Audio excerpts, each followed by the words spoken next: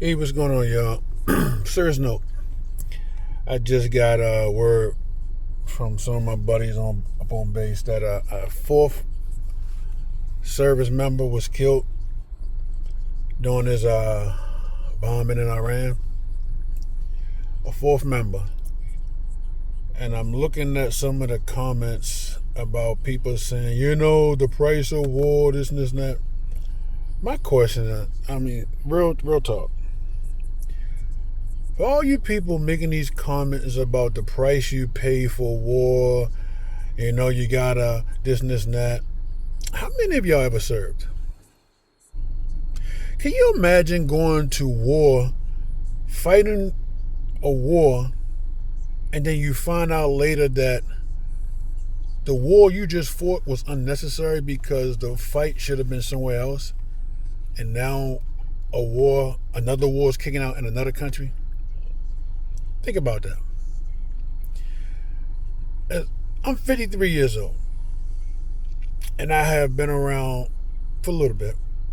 I've been serving in the military. I have family members that served in the military. I have close friends of mine served in the military. And you ever notice how, and this is a fact, how Republicans write a check because their feelings get hurt or whatever they in cahoots to make as far as money, or they don't like the way someone say something to them, they write a check that men and women who serve this country got to cash. But then you got to turn around and look in the faces of the family members when their bodies come home in that casket draped in the American flag and say they served their country so proud. As a veteran that served this country, yeah, I knew the price I would pay if I had to go to war. A lot of us go to war, or not just war, other conflicts, knowing that this is bullshit. But we do it because that's what we signed up for.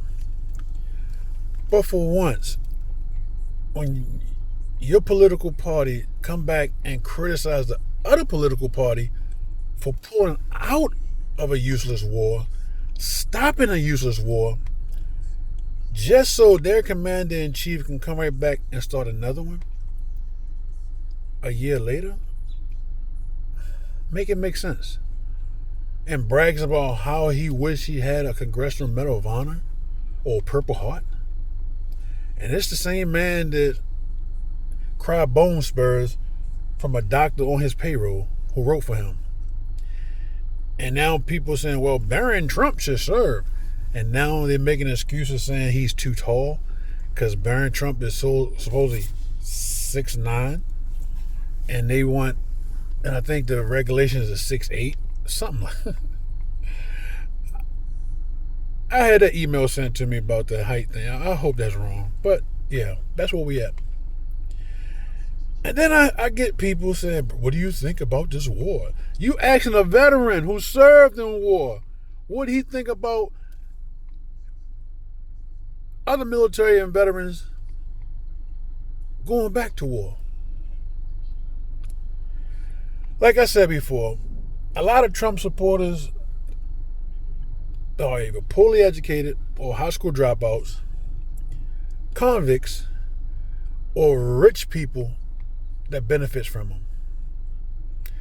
I didn't say black or white. I just put the demographic up there. So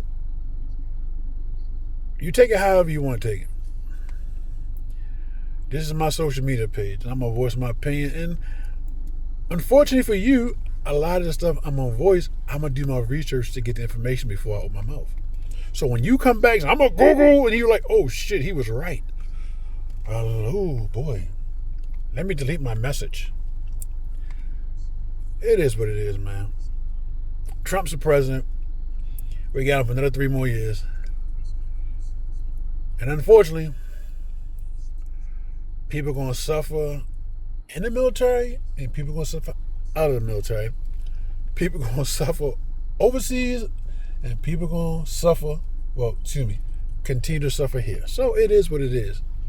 Like I always say, y'all voted for this. Remember that. Y'all voted for this.